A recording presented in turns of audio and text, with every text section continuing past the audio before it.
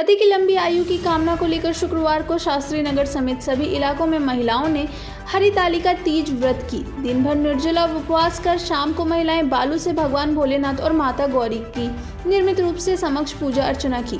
बताया गया कि कल ही महिलाओं ने नदी और तालाबों से बालू उठाकर लाई थी। विभिन्न प्रकार के पूजा सामग्री, फल और पकवान के साथ महिलाओं ने अखंड सुहाग के साथ साथ पति की लंबी आयु की कामना को लेकर भगवान भोलेनाथ और माता पार्वती से प्रार्थना की। मान्यता है कि पति की लंबी उम्र की कामना को लेकर माता पार्वती ने भी भगवान शिव के लिए यह व्रत की थी और बिना जल ग्रहण किए उपवास करते हुए भोलेनाथ की पूजा की थी।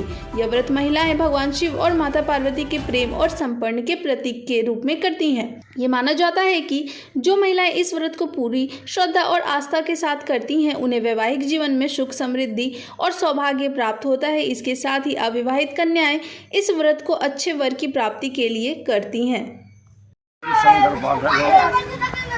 हरितालिका की दुहागिन स्त्रियाँ अपने पति की आयु के लिए करती हैं, जिसमें बालका में महादेव और पार्वती की पूजा होती है।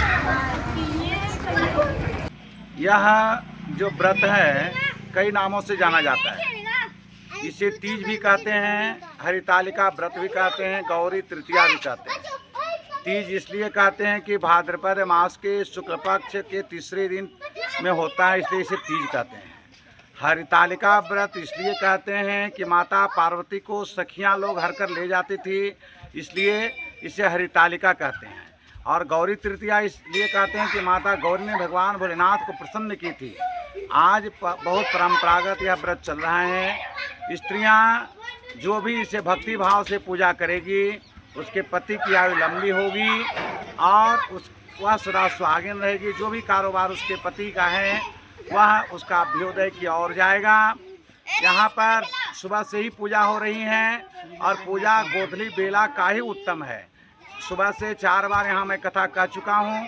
पंक्तिबद्ध लोग बैठते हैं और यहाँ बहुत सारे भीड़ होते हैं। स्त्रियाँ पंक्ति पर बैठती हैं और कथा होता है।